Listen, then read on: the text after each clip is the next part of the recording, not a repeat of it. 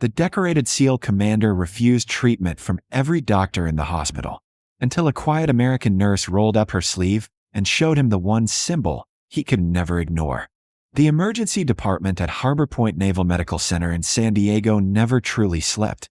But at 1:40 a.m. the atmosphere shifted from routine exhaustion to controlled chaos when the thunder of helicopter rotors began vibrating the windows above the trauma bays, rattling ceiling tiles, and sending orderlies rushing to the ambulance entrance. And within seconds the blast doors burst open as a team of armed sailors carried in a tall, broad-shouldered man still wearing torn combat fatigues, soaked with seawater and streaked with soot, his boots dripping across the sterile floor, while a corpsman shouted vitals nobody could quite stabilize. Male, late 30s, exposure to underwater detonation, possible blast lung, possible concussion. The medic barked, but the patient suddenly grabbed the side rail and forced himself upright, eyes sharp and alert despite the blood trickling from his ear. "I'm walking," he said, voice gravel rough yet steady. And before anyone could stop him, Commander Ryan Atlas Mercer, a name whispered instantly by every sailor in the room, stepped off the gurney and stood under his own power. The attending physician moved forward. "Commander, you need immediate evaluation." Mercer didn't even look at him. "Negative." He pulled the oxygen mask away and dropped it on the floor. "I agreed to transport, not treatment." Chief Petty Officer Matt Delgado, his senior enlisted SEAL, followed close behind, face pale with worry. "Sir, you collapsed on the bird." Mercer ignored him and scanned the room like he was clearing a hostile structure rather than standing in a hospital. "Which one of you actually knows blast wave physiology?" he asked flatly. No one answered fast enough. A resident tried to place a pulse oximeter on his finger. Mercer removed it without aggression but with absolute finality. "You're not touching me." Nurses exchanged looks. The doctors thought it was stubbornness or post-combat adrenaline, but it wasn't. Mercer wasn't afraid of injury. He was afraid of being treated incorrectly because he understood something they didn't. Underwater explosions didn't behave like surface trauma, and the wrong procedure could kill him faster than the blast itself. "Commander, you're showing neurological symptoms," the attending insisted. "You could have internal bleeding." Mercer shook his head slowly, blinking once as if steadying the room. "No headache," he said automatically, but a faint tremor passed through his hand as he steadied himself against the counter. Delgado stepped closer. "Sir, you're swaying." Mercer's voice lowered. "I'm fine, Chief." He wasn't. A ringing tone screamed in his ears. His chest felt too tight when he inhaled, and his vision flickered at the edges like distant lightning underwater. But he refused the wheelchair offered to him and instead leaned against the wall, arms crossed, daring anyone to challenge him. Hospital protocol required monitoring, so the charge nurse assigned someone he clearly wouldn't perceive as a threat. A quiet ER nurse named Emily Carter, a 32-year-old American from Virginia, whose calm demeanor often went unnoticed in the noise of the trauma floor. She approached without hurry, carrying a clipboard instead of equipment. "Commander Mercer?" she asked softly. He barely glanced at her. "You can write down that I'm leaving." She didn't argue. She simply stood beside him and watched his breathing pattern for several seconds, long enough that he finally noticed. "You counting respirations?" he asked. "Yes, sir," she answered. "Your inhale is shallow on the right side." That made him look at her properly for the first time. She continued gently. "Did the pressure wave hit upward from below you?" Mercer's expression hardened instantly. "Why would you ask that?" The nearby doctor frowned. It wasn't a standard civilian assessment question. Emily shrugged lightly. "Because if it did, the lungs compressed differently in water than air." Mercer said nothing, but he didn't walk away either. She checked his pulse manually rather than attaching monitors, her touch precise and confident, not hesitant. "Your heart rhythm just skipped," she added quietly. He pulled his wrist back. "I said no treatment." "I didn't treat you," she replied.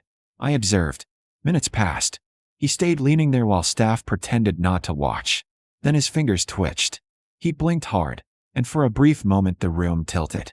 Delgado saw it. "Sir, sit down." Mercer shook his head and immediately grabbed the counter as his knees weakened. The doctor stepped forward. "He's crashing, get a bed." Mercer straightened, forcing control back into his posture. "I'm not going on a table." His voice carried command authority that stopped movement. The doctor tried again. "Commander, You may have lung rupture or arterial. Mercer cut him off. If you sedate me and intubate without confirming, I stroke out. The physician hesitated. It was an oddly specific objection. Emily spoke quietly from beside him. You're feeling pressure behind the sternum when you inhale. Mercer's eyes narrowed. Yes. And your ears rang before you lost balance. He didn't answer this time. The monitor alarms nearby suddenly sounded as Mercer staggered half a step, gripping the wall harder. Delgado moved to catch him, but Mercer pushed himself upright again, breathing carefully through clenched teeth. No anesthesia, he said again, more quietly now, less command and more warning. Not until someone here understands what actually happened underwater. The doctors exchanged confused glances. To them it was a trauma case. To him it was a ticking clock. Emily looked at him steadily, noticing his right hand tremor and the subtle delay in his focus. She wrote one line on her chart, then said calmly, Commander, you're not refusing treatment. He frowned. I just did. She shook her head slightly. No, sir. You're refusing the wrong treatment. Mercer stared at her for a long second, something like recognition flickering behind his guarded expression. But whatever he thought, he didn't yet trust her, and as another wave of dizziness washed through him, he braced against the counter and whispered under his breath, almost to himself, Someone in this room better know diving injuries, or I won't make sunrise. He thought the doctors were guessing about his condition, until the nurse stopped the sedation and showed why she understood his injury better than anyone in the room. Ryan Mercer's condition was slipping faster now. The ringing in his ears sharpened, and his right hand trembled noticeably as he tried to keep himself standing beside the bed. A doctor nodded to the anesthesiologist. We're sedating and taking him to imaging. Orderlies moved in with a stretcher and restraints, and Mercer immediately straightened despite the dizziness. No sedation, he warned, voice low but firm. Commander, you're disoriented, the physician insisted. Mercer shook his head. You put me under, and I embolize. I'm telling you what's happening. The staff exchanged uncertain looks. His explanation was far too specific for a patient guessing. Emily Carter stepped forward. Stop a second, she said calmly. The doctor frowned. Nurse, we can't delay. She met his eyes. If this is an underwater blast injury, changing pressure with anesthesia could push gas into his brain. The room quieted. You're suggesting arterial gas embolism? The anesthesiologist asked. She nodded. Mercer stared at her. How would you know that? Instead of answering, she slowly rolled up her sleeve. The faded seal, trident tattoo appeared under the fluorescent lights. Chief Delgado blinked in disbelief. That's real. Emily spoke simply. Fleet Marine Force corpsman, attached to Naval Special Warfare. Then she looked at Mercer. Your blast wave came from below. Lung microtear released nitrogen bubbles into circulation. The tremor is early neurological involvement. She added quietly, I treated your chief's abdominal shrapnel wound during a deployment in Somalia. Delgado's eyes widened. Carter, Pierside Casualty Care? She nodded once. Mercer exhaled slowly, the tension leaving his shoulders for the first time. The doctor hesitated. The SEAL commander had finally agreed to treatment, but survival now depended on pressure, patience, and the one person he chose to trust. The hyperbaric chamber waited in a quieter wing of the hospital, a thick steel cylinder surrounded by hoses and pressure gauges, and as Ryan Mercer was wheeled toward it, the last of his strength was fading. The ringing in his ears was sharp, his fingers still trembling, and each breath felt tight in his chest. Emily Carter walked beside the gurney, steady and unhurried, while Chief Delgado followed close behind, clearly more nervous than he wanted anyone to see. Mercer looked at Emily.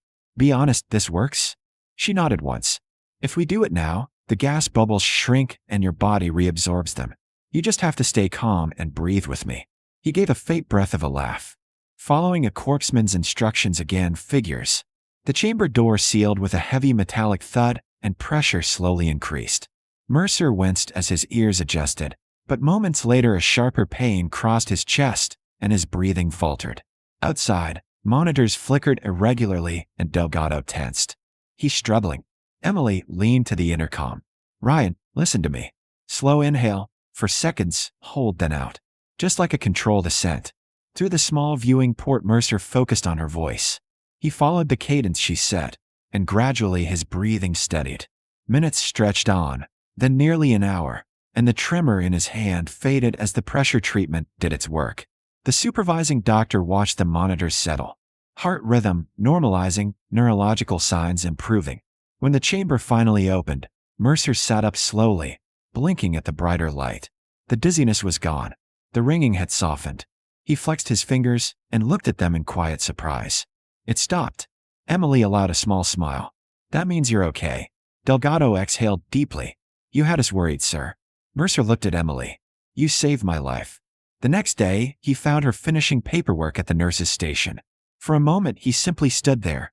No command voice, no urgency. "Why leave the teams?" he asked. She considered. "I still wanted to help people, just not send them back to war afterward." Mercer nodded, understanding. He set his worn dive watch on the counter. She tried to refuse, but he shook his head. Not a gift. Recognition. Weeks later, she stood in a training room teaching SEAL operators dive injury care, the same calm voice guiding hardened warriors through life-saving steps. Mercer watched from the back beside Delgado, arms folded, a quiet pride in his expression. When the lesson ended, he approached her. "I didn't trust the hospital," he said simply. Then he added, "I trusted someone who had been in the water with us." And as the operators gathered around her with questions, the commander walked out knowing he owed his life to a nurse who never stopped being one of them.